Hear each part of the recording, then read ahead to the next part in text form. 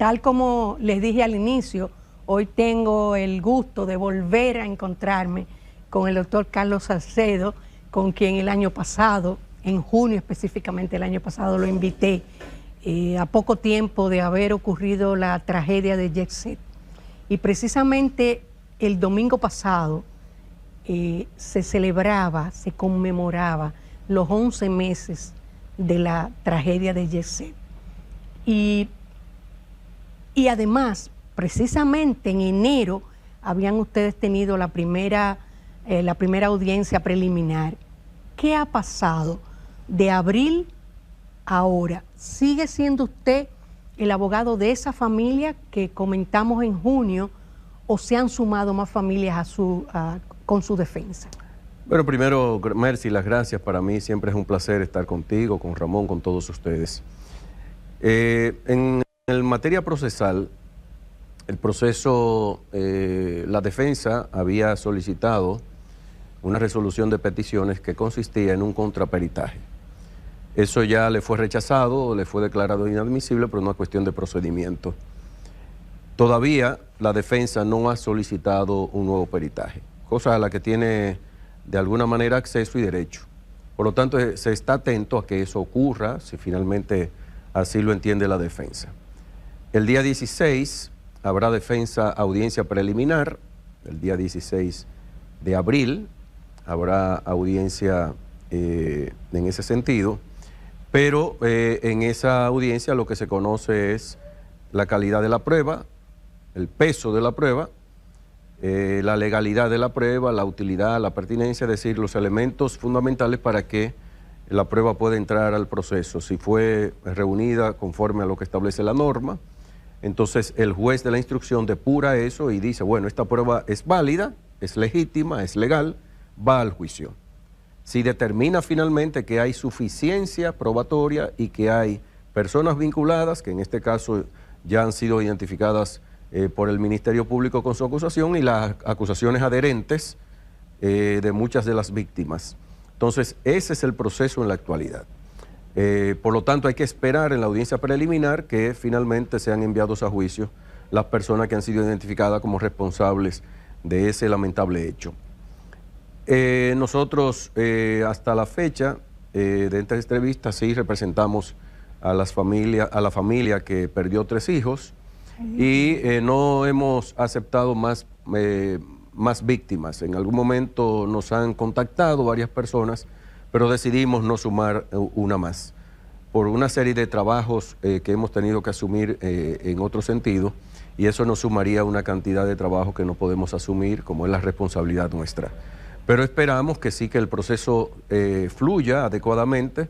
A veces la gente, incluso cuando se cumplen estos meses o aniversarios, que ya pronto está por venir, pues la gente se desespera y dice que todavía no hay justicia. La justicia se comporta primero por parte del Estado con garantías debidas a los procesados, y los tiempos no son necesariamente los tiempos emocionales. No podemos estar atentando contra lo que debe ser el resguardo para que finalmente el proceso garantice a los imputados y garantice a las víctimas todos los derechos. Y se está organizando el proceso, ha sido fluido el proceso, ya la audiencia preliminar viene y se va a determinar finalmente el envío o no a juicio. De seguro que va a ser enviado a juicio cada una de las personas que han sido acusadas. Yéndolo un poquito para atrás, hubo una primera medida de coerción que se tomó, en el cual Espaillat quedó prisionero y su hermana pues fue en prisión domiciliaria. Pero posteriormente a eso, en una revisión de la medida, él también sale con prisión domiciliaria, me imagino con muchísimas restricciones más. ¿Cómo usted evalúa jurídicamente la decisión inicial y luego la que complementó esa decisión? Mira, en realidad las medidas que se produjeron fueron medidas en general, para mí, en la visión del juez, medidas correctas, en el sentido de que, aunque el hecho es, diríamos, masivamente lamentable por la cantidad de víctimas, nosotros nos regimos en la República Dominicana por el principio de legalidad. ¿Qué significa eso? Que lo que está en la norma es lo que finalmente el juez debe necesariamente aplicar. Aquí lo que hay es un artículo 319 y 320 que son un homicidio involuntario, a juicio nuestro y a juicio del Ministerio Público, que es lo que establece la norma. Nosotros no podemos exagerar o irnos por fuera o por encima de lo que establece la norma. Y como la sanción previsible no es una sanción tan drástica, no de 20 años, ni de 10 años, ni de 30 años, el juez evalúa, en este caso, la gravedad de los hechos. La gravedad de los hechos en cuanto a lo que ocurrió y que sea de la autoría, que en este caso es una omisión, una negligencia importante por parte de las personas que han sido sindicadas como acusadas o que han sido sindicadas como autora o coautores de los hechos. Por lo tanto, primero el juez evalúa eso, pero sobre todo evalúa si las personas tienen motivo para escaparse del proceso, si tienen asiento en la República Dominicana, laboral, familiar, social, en todos los órdenes, y determina si finalmente esa persona hay no solamente indicios, sino pruebas de que puede escaparse al proceso, porque de alguna manera ha atacado las pruebas, ha tratado de ocultar, ha tratado de mediar con los testigos para amedrentarlo, para simplemente ponerlos en una situación que le permita, en este caso, a las personas acusadas, torcer la verdad de los hechos. Si todo eso se da con pruebas, evidentemente que el juez lo evalúa como un peligro de fuga. Pero en este caso el juez evaluó que no había ese peligro de fuga.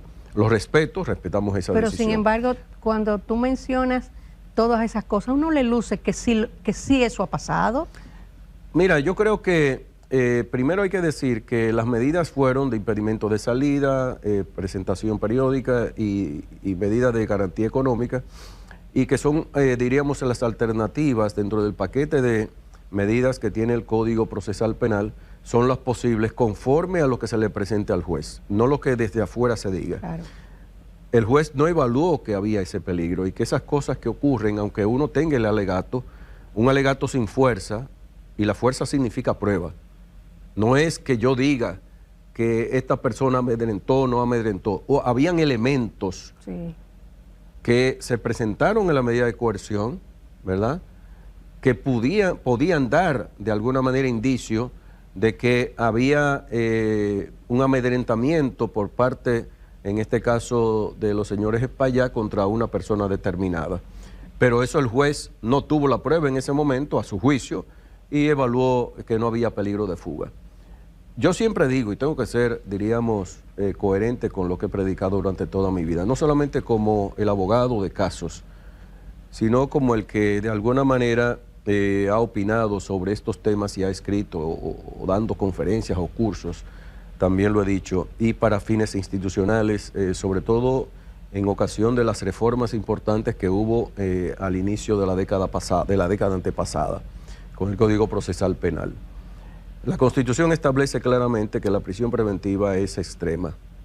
La prisión preventiva no es la única alternativa, debe ser la última posibilidad del dictado del juez. El juez sí comprueba que los hechos son incluso graves, pero la persona tiene asiento adecuado, tiene, diríamos, la posibilidad de presentarse permanentemente a la justicia y responder a ella, no tiene que dictar prisión preventiva. Es un hecho que no fue querido por ellos, por eso se trata de homicidio involuntario, y eso hay que tenerlo en cuenta.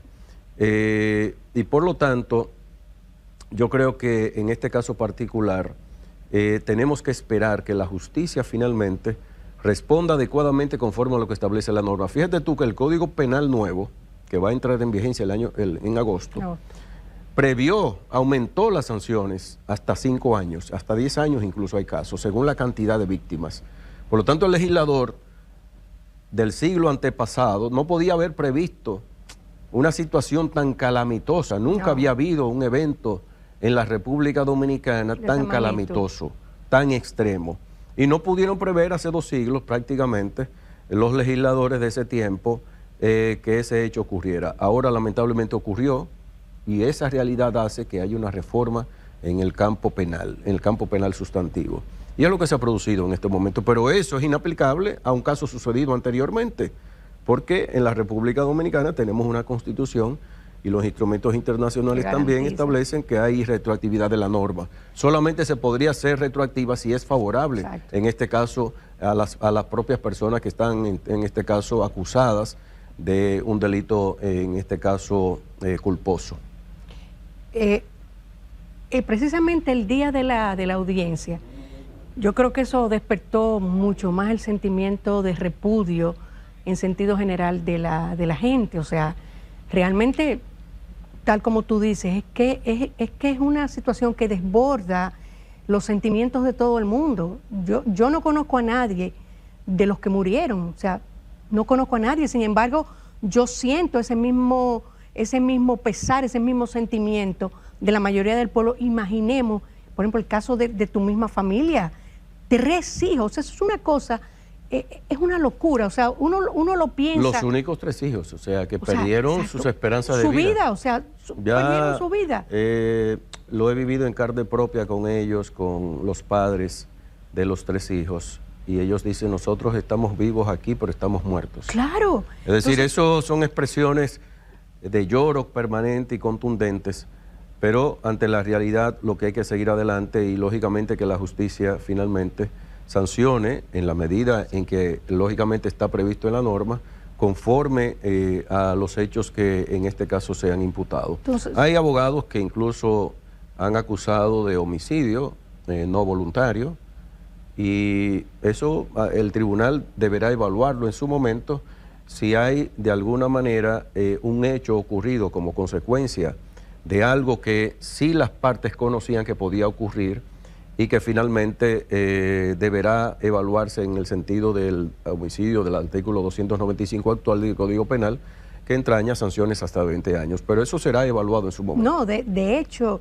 uno de los argumentos esgrimido por los abogados de la defensa de ellos es decir que, y creo que con eso refuerzan la idea del homicidio involuntario, es que ellos dicen que ellos estaban tan ajenos a que eso podía ocurrir, que fíjate que ella estaba ahí, que el hermano estaba ahí, y que si él hubiese estado en el país, seguro que hubiera estado ahí. O sea, que ese es el argumento que ellos utilizan para quitarle responsabilidad del hecho ocurrido.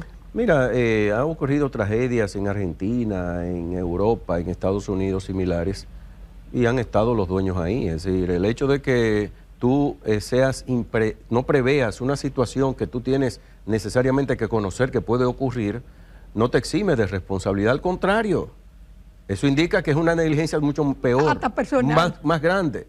Es tan grande la negligencia que tú confías en que la falta de evaluación del daño que pudiera provocarse como consecuencia de la imprevisión, de la inobservancia de reglamentos, entonces eso te salvaría. No, al contrario, lo que eso recrudece el nivel de responsabilidad por la omisión, por la negligencia de una persona con capacidad, porque son personas capacitadas, claro, que necesariamente tenían que tener conocimiento de que había evidentemente una posibilidad, sin duda, de que ocurriera un hecho de esa naturaleza con tantos daños que todos conocemos que ocurrieron. Es que yo creo, y hasta vergüenza nos da a nosotros como dominicanos, nosotros somos muy, muy improvisadores.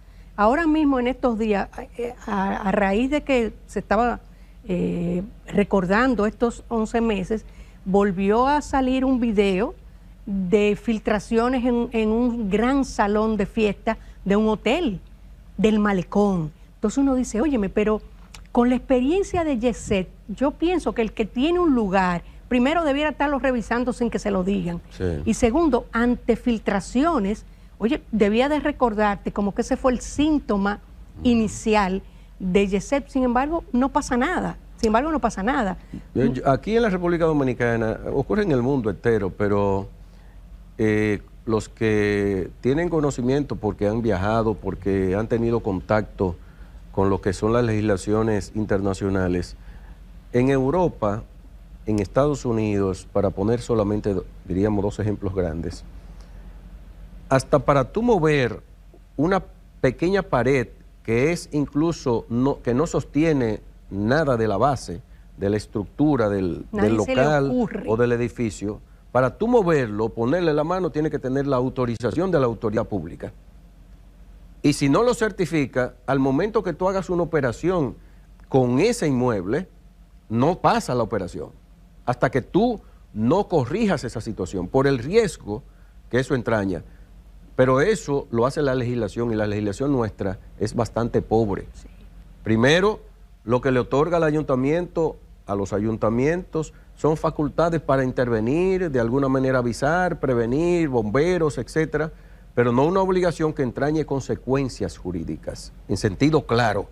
Y como la legislación penal debe ser absolutamente cierta, que no deje duda alguna de lo que está previsto frente a una conducta, entonces lógicamente no hay ninguna sanción penal prevista en la norma prácticamente. Eso ocurre con las demás instituciones como Obras Públicas y las otras que han surgido con posterioridad, que tienen el deber de cuidado, de previsión de todas las edificaciones, tanto públicas como privadas.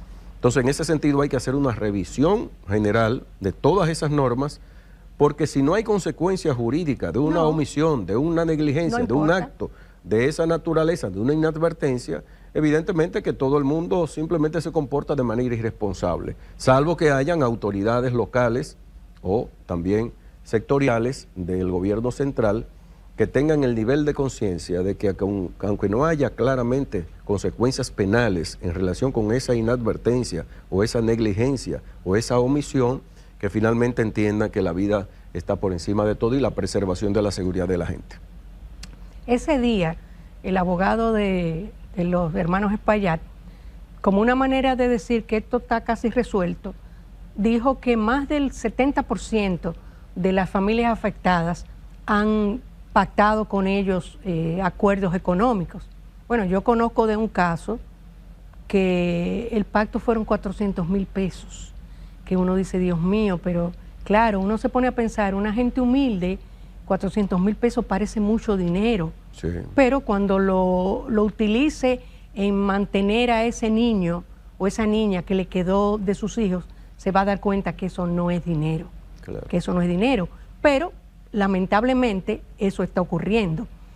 Por supuesto, y es mi pregunta, el hecho de cualquier acuerdo económico, de seguro esas personas están dejando la posibilidad de poder demandar posteriormente, o ellos en esa demanda que puedan ganar eventualmente ustedes con Dios delante, ¿estarían incluidos o sencillamente ellos pactaron que ese es el cierre de la situación? Pero primera cuestión, tenemos que tener conciencia de que ante la multiplicidad de víctimas, cuando los tribunales civiles que están conociendo acciones civiles por muchas de las víctimas que eligieron el tribunal civil y no el tribunal penal, y los que se inserten o se hayan insertado en el proceso penal para ser, en este caso, hacer sus peticiones en materia civil, en ambos casos hay que tener en cuenta que la cantidad de gente que hay ahí y la gravedad de los hechos no va a hacer que los montos para tanta gente hagan imposible la ejecución de la sentencia. ¿A qué me refiero? Si usted tiene 234 personas fallecidas y 95 personas que han sufrido lesiones, que muchos de ellos siguen sufriendo, sume todo eso y póngale, como yo he visto que han pedido 300, 400 millones, etcétera, unas sumas que son estrambóticas, exageradas, que en la jurisprudencia dominicana no hay una sentencia que pueda llegar a eso. Pero además el juez tiene que hacer necesariamente un ejercicio de proporcionalidad. No todos los muertos, diríamos, tienen un valor para la jurisprudencia y para la ley. Pero si le pones 500 millones a uno, 300 millones a uno, ¿cuánto le van a poner al otro? ¿Y quién va a pagar ese dinero?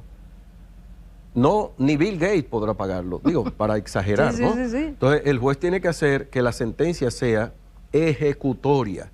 Realista.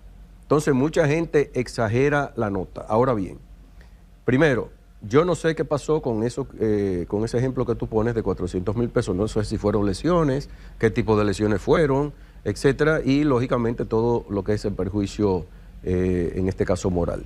Pero hay personas que sufrieron lesiones permanentes, hay personas que lógicamente es una evaluación mucho mayor. De hecho, he escuchado de casos que recibieron 1.100.000, que recibieron 1 millón, etcétera. Depende del nivel de lesión y se establecen parámetros efectivamente para que sea lo más justo posible. Yo creo que eso es lo procedente y es lo que debería y creo que está haciendo la familia en la medida de la posibilidad. Ahora bien, el hecho de que se llegue a acuerdos económicos, primero, no deslegitima a las víctimas que lo hagan. Ese es su derecho, porque lamentablemente el hecho ocurrió y el daño está. Sí. La justicia lo único que va a hacer es evaluar el daño. Si lo cometió el hecho, la persona que está sindicada deberá responder y condenar a esa persona. El tribunal entonces evaluará el monto de los daños materiales y de los daños emergentes que resultan del hecho, pero además también el lucro cesante, es decir, todo ese tiempo que impidió que trabajaran o el hecho de que murieran los hijos, por ejemplo, como la familia que yo represento, que ayudaban a sus padres también. Ay, Dios mío. Entonces ya ese daño económico hacia el futuro le está causando un perjuicio y lógicamente el tribunal lo tiene que evaluar. Pero el que tanto mis clientes como los demás que tengan esa participación buscan un resarcimiento económico y por lo tanto si acuerdan con los señores Espaillat económicamente, eso es bienvenido, eso lo permite la legislación, además de sus derechos, porque ya tú no vas a resucitar a esos niños, no vas, una lesión permanente, salvo las tecnologías que hoy hay, la medicina ha avanzado muchísimo, es una lesión permanente, es decir, no hay forma de usted decir, bueno, pero si no hubiera ocurrido, si no, yo no hubiera ido, no, el hecho ocurrió y lamentablemente fuiste lesionado. Por lo tanto, quiero defender a todas las víctimas que han llegado a acuerdos económicos en la medida en que así lo han entendido. Y lógicamente tengo que decir que el hecho de que las víctimas hayan llegado a acuerdos, no importa que sea el 100% de las víctimas que lleguen a acuerdos, eso no elimina la acción penal. Y la acción penal está en manos del Ministerio Público y confiamos en que el Ministerio Público culminará adecuadamente y los tribunales fallarán conforme a derecho. Y conforme a derecho, evidentemente que los hechos están configurados, a nuestro juicio, con una sanción que en este caso será de 2 años de prisión, multas y las indemnizaciones para las víctimas que todavía queden en el proceso. Vamos a tomar una pausa para comerciales y aprovechamos para tomarnos nuestro cafecito. Bueno, salud. Salud. Para acabar de terminar, básicamente con el tema Yeset, que pudiéramos pasarnos el programa entero, ¿cuál es tu expectativa real? Ya tú dijiste que el nuevo código, pero la pregunta sería, sabemos que el nuevo código entra en agosto deberíamos de estar en juicio de fondo, esperamos, claro. Pero ¿tiene que ver el nuevo código con esto o el hecho de la no retroactividad no tiene nada que ver? ¿Y qué tú crees que tú puedes esperar de un juicio de fondo con la gravedad de los hechos, pero con la benignidad de nuestro Código Penal actual?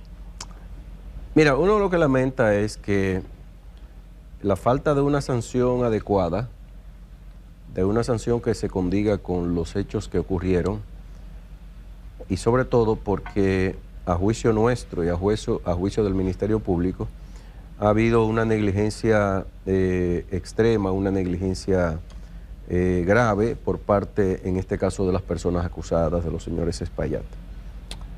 Y lo digo no porque nosotros tengamos que atender a una justicia que no sea compositiva, una justicia que básicamente conforme a lo que la gente dice y muchas veces no entienden lo que es la dogmática penal y cómo se comporta y cuál es la finalidad, una justicia retributiva, es decir, como el ojo por ojo y diente por diente. La justicia no está para eso. La justicia está para también garantizar derechos de los agresores, entre comillas, porque a final de cuentas el Estado tiene que tener limitaciones en la persecución del delito, porque hay también el uso de la fuerza del Estado, que lo tiene todo, ¿verdad? El uso de la fuerza muchas veces se hace de manera arbitraria y abusiva y hay que necesariamente limitar las actuaciones del Estado. Ahora, eso no quiere decir que a pesar de la promesa constitucional de rehabilitación, de reeducación, finalmente las personas no deban ser sancionadas. ¿Para qué? Para que entiendan que el orden que da la sociedad, la organización social, cuando es, en este caso, destruida por una conducta extremadamente, en este caso negligente, pues lógicamente tiene que preverse una sanción conforme a los hechos. Aquí lamentablemente el Código Penal actual, bajo el cual se va a regir este proceso, no hay forma alguna que se sancione más de 2 años. Mis expectativas son de que efectivamente el máximo de la pena, que es de 6 meses a 2 años, es el que se va a aplicar, porque los hechos así lo indican. Los hechos están estructurados de tal manera... El código es lo máximo que permite. Lo máximo. Por lo tanto, el juez no tiene de ninguna manera, aunque en sus motivaciones diga, si yo hubiera conocido este hecho bajo un código que tuviera un margen hasta 10 años, hubiera condenado 10 años. Pero no puedo hacerlo porque el código me limita a 2 años. Por lo tanto, mis expectativas son exactamente eso. Y la familia lo sabe.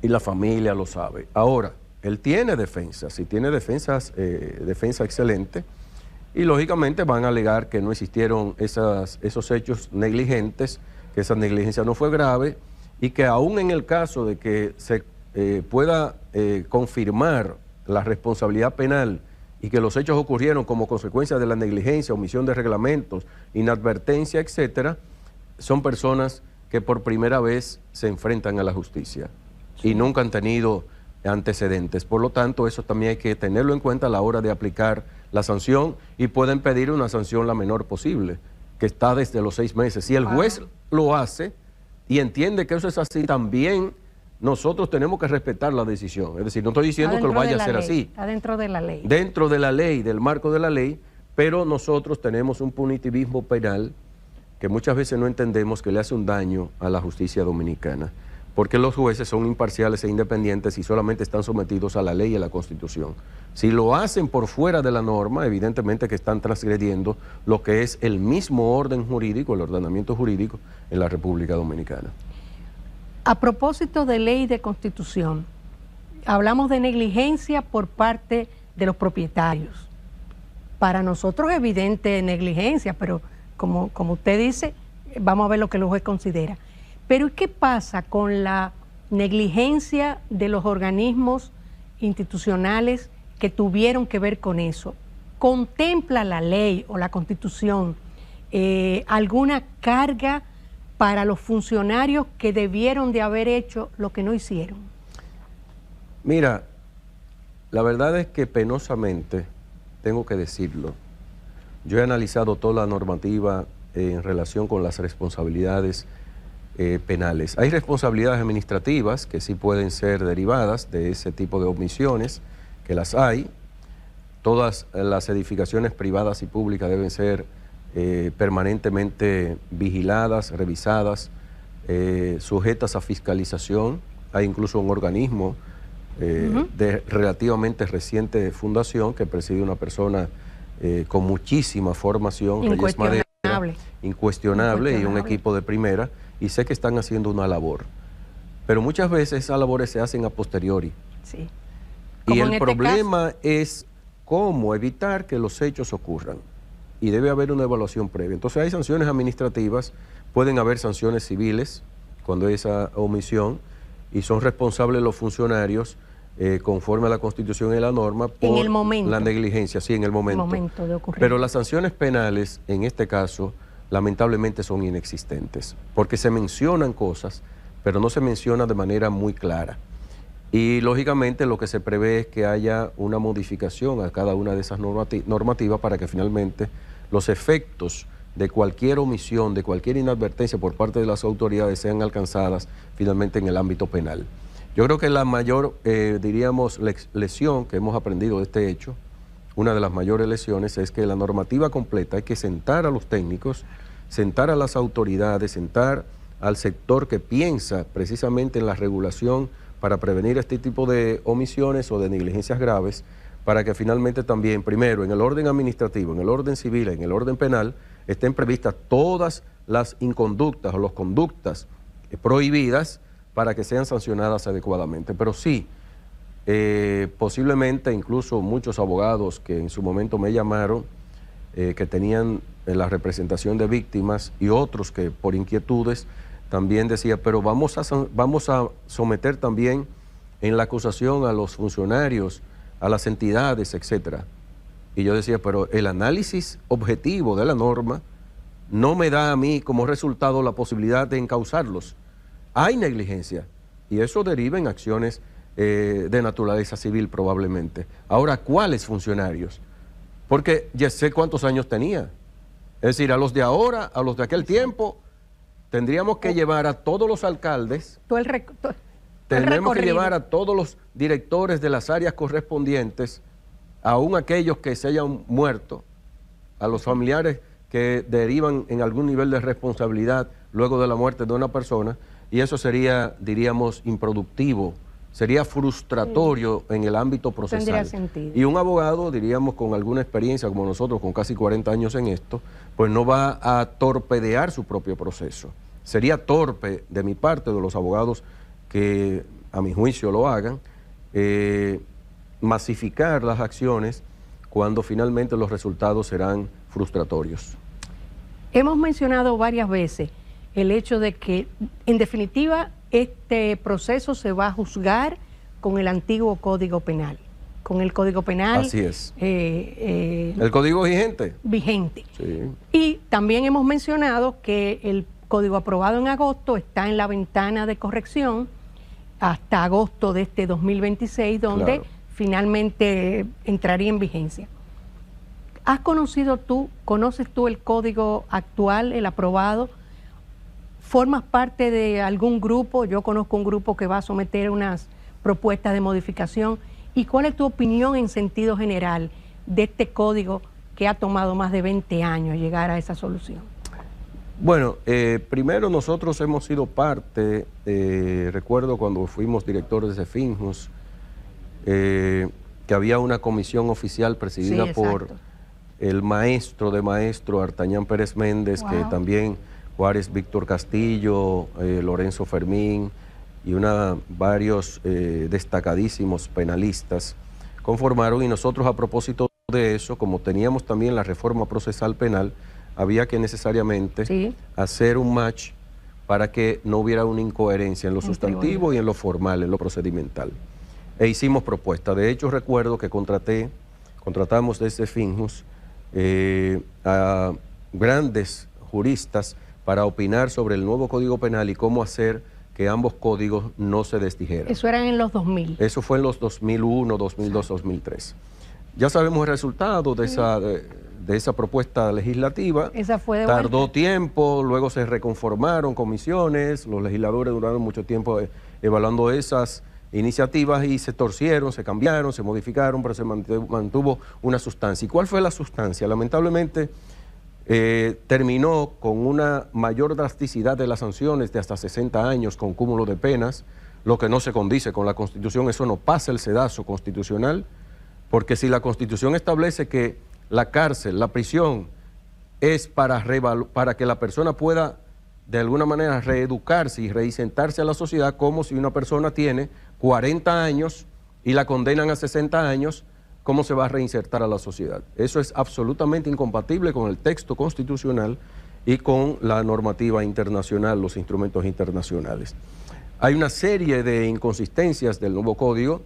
Ya de hecho hay una acción de inconstitucionalidad por juristas sobradamente conocedores del derecho penal, y hay otras iniciativas.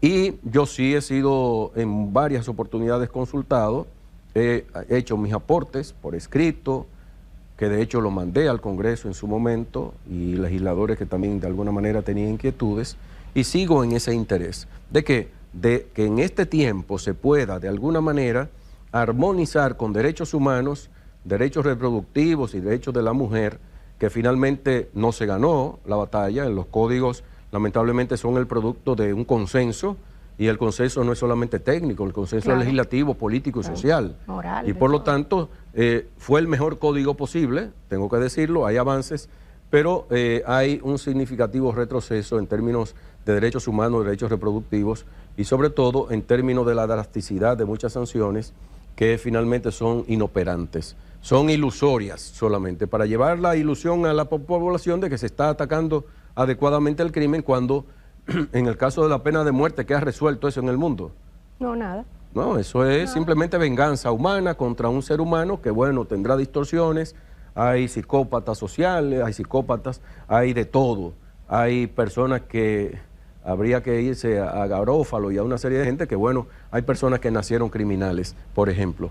Pero eso no hay, diríamos, una respuesta que finalmente, desde el punto de vista de las sanciones drásticas, hayan venido a resolver el problema de la criminalidad y de la delincuencia.